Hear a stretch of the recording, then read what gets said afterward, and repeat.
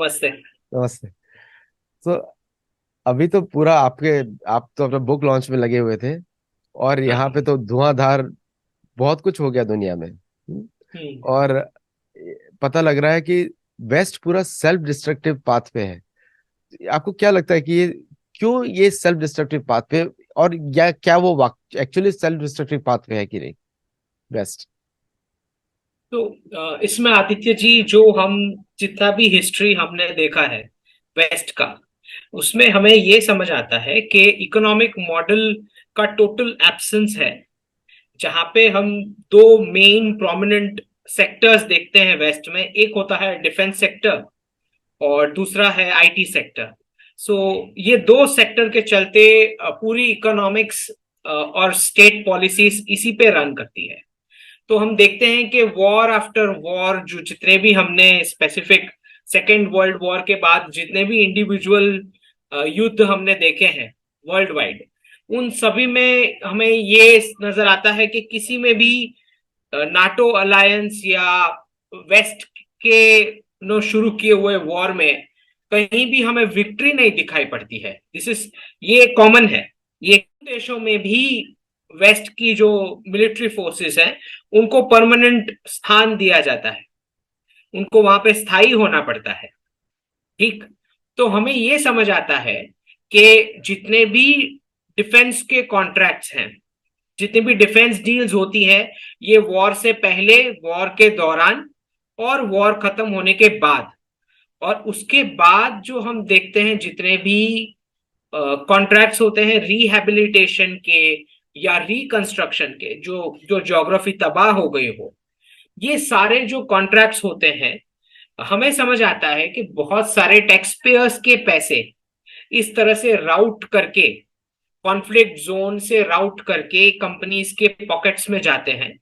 और उसी से शायद बहुत सारी पॉलिटिकल पार्टीज फंड भी होती है फॉर इलेक्शन पर्पस। तो एक ये पूरा नेक्सस बन चुका है कि कहीं ना कहीं हमें हमेशा बॉइल्ड अप रखना है प्लेनेट को। और उसी के चलते, उसी की वजह से हमारी इकोनॉमिक्स भी चल पाएगी। तो ये एक पूरी जो सेल्फ डिस्ट्रक्टिव मानसिकता जिसे हम बोलते हैं।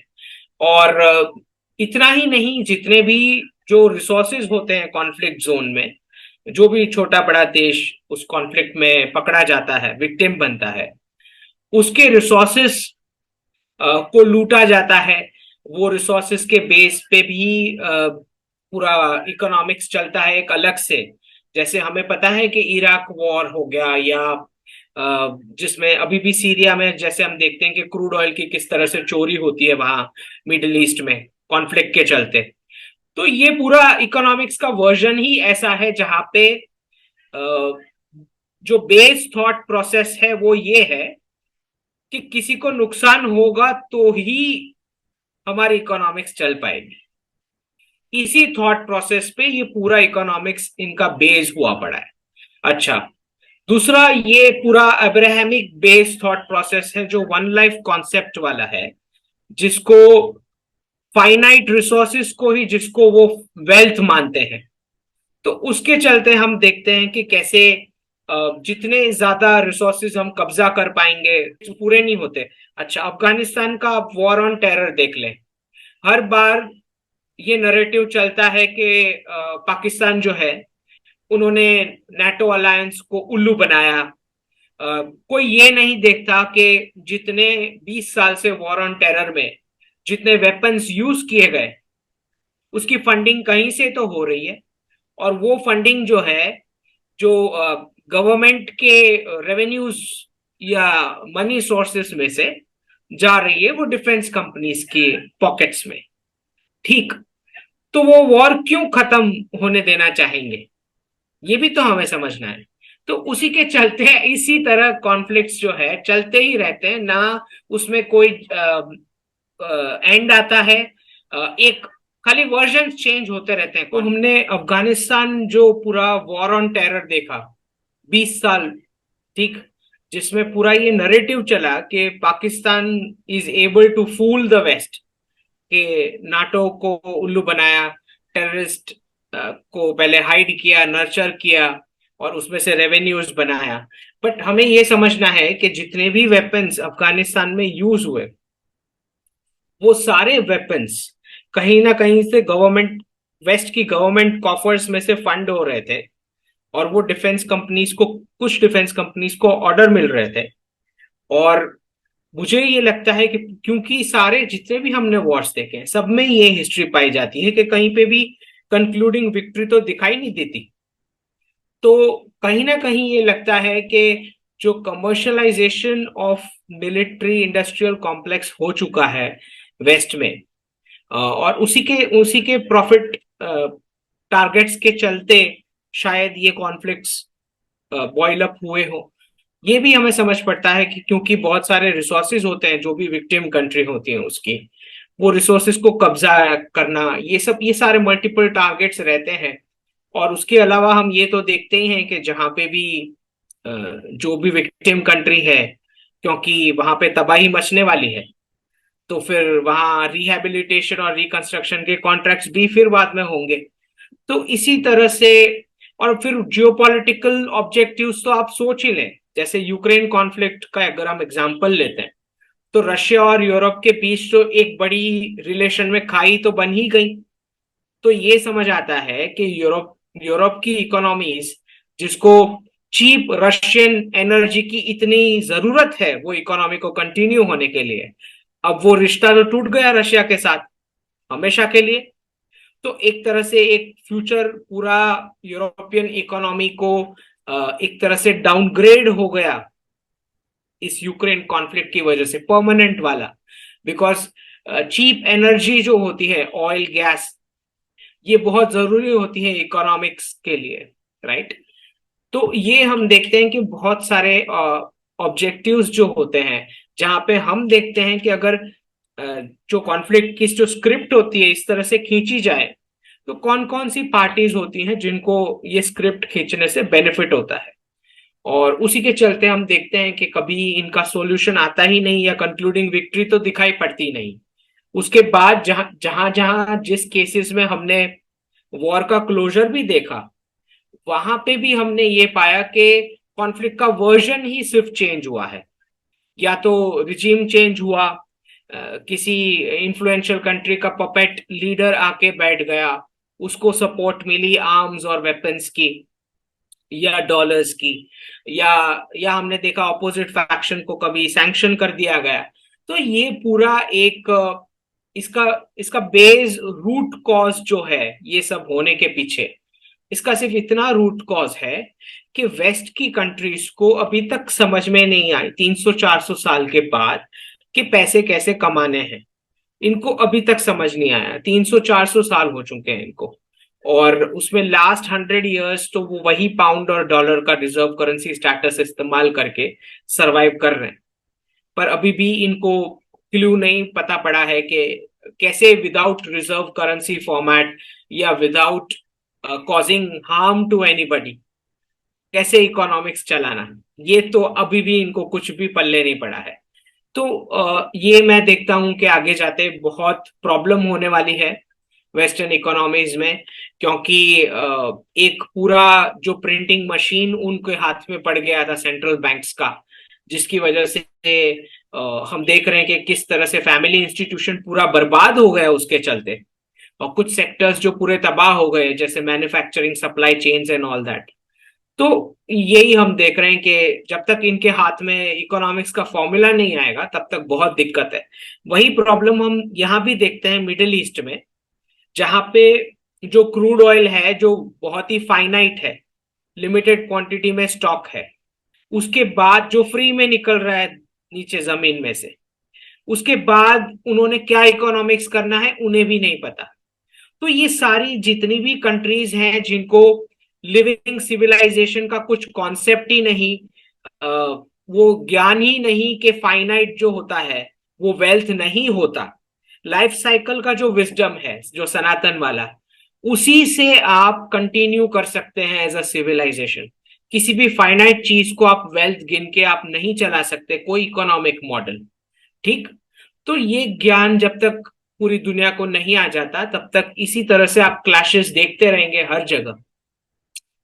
अब जैसे मिडिल ईस्ट में हम देख रहे हैं कि थोड़ा थोड़ा उनको अवेयरनेस आ रहा है।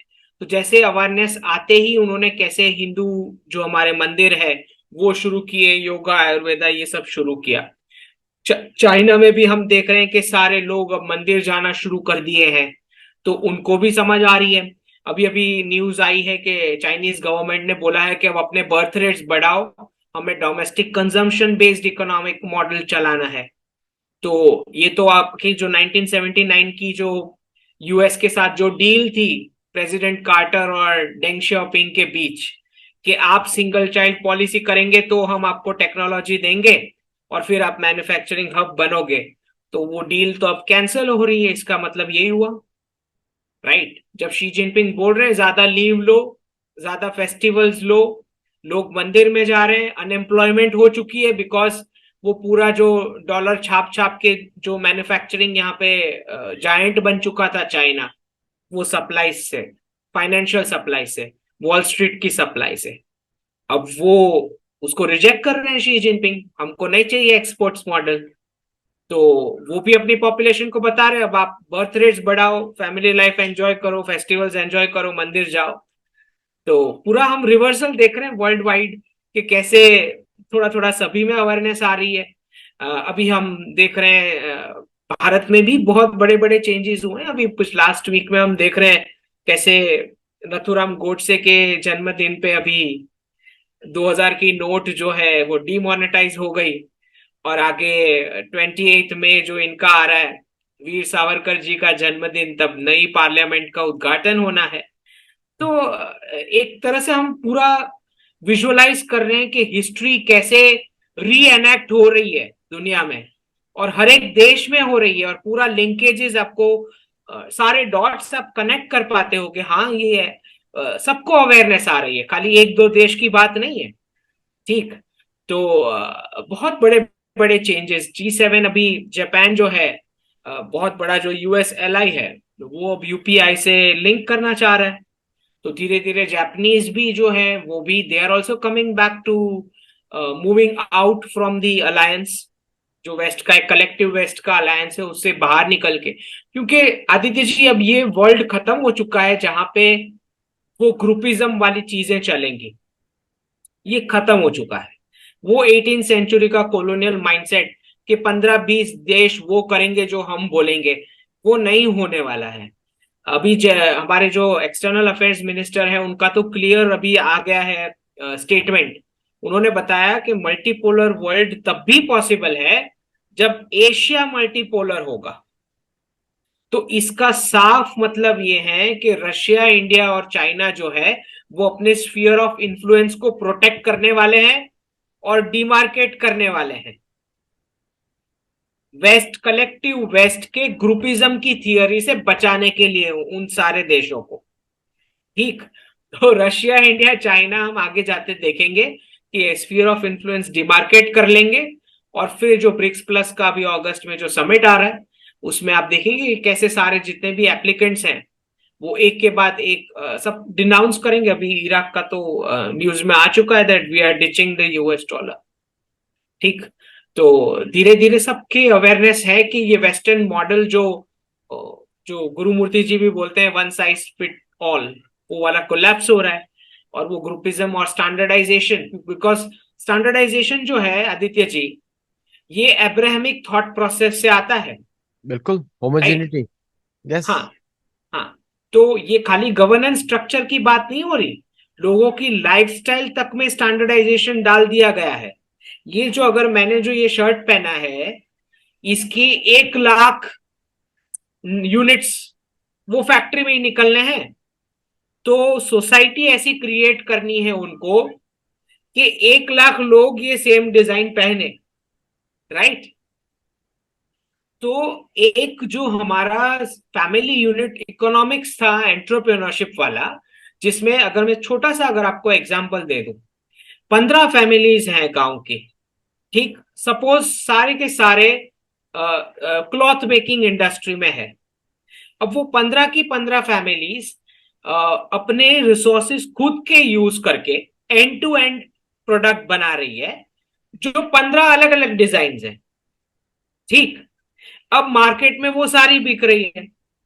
अब जब वेस्टर्न कोलोनाइजेशन का एजेंडा चलता है, जहां पे फ्यू कैपिटलिस्ट वांट कि 15 में से 14 डिजाइन को मार दिया जाए, तो एक डिजाइन वो सारी मार्केट कैप्चर कर लेगी।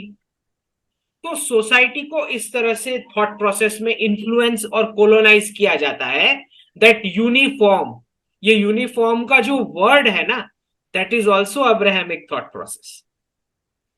आप मानेंगे नहीं, आप सारे वर्ड्स के अगर रूट कॉज में जाओगे ना, तो आप हेट करना शुरू कर दोगे कि ये सब क्या चल रहा है।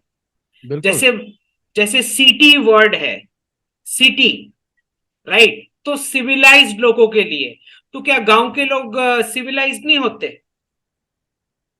What are you trying to say with the word city? ये तो अब्राहमिक ये माइंडसेट तो एक सुपीरियोरिटी माइंडसेट लेकर आता है, जैसे कि class base, class based. Class base है ना उनके माइंडसेट में।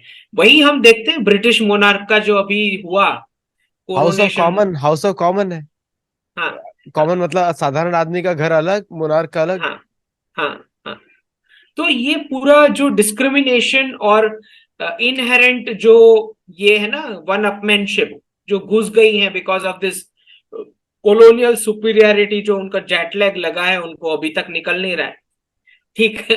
ये सारे उसी के सिम्टम्स हमें दिखाई पड़ते हैं। तो इसीलिए मैं हमेशा जब लोगों को बात करता हूं तो मैं यही बोलता हूं कि always spend money on things which are diverse. तो उतने लोगों के आप फंडिंग कर रहे हैं, उतने लोगों के बिजनेसेस को। जितना आप एंटरप्रेन्योरशिप को एम्पावर करोगे, राइट, जितनी डाइवर्सिफाइड चीजें परचेज करोगे, उतना ज्यादा ह्यूमन राइट्स और इंडिविजुअल राइट्स इस प्लेनेट पे बचेगी। जितना आप होमोजेनाइज करोगे और स्टैंडर्डाइज करोगे, तो वही होगा कि 1% कैपिटलिस्ट के पास 90% वेल्थ प्लेनेट की पड़ी हुई है। ठीक। तो अगर हमें इससे बाहर आना है, तो उसका एंटीडोट यही है कि जितना जितना भी हमारा स्पेंडिंग हो वो पूरा डाइवर्सिफाइड हो। अगर हम एक एक डिजाइन का एक फैमिली मेंबर परचेज कर रहा है, तो सी टू इट कि दूसरा family member same design purchase नहीं कर रहा है।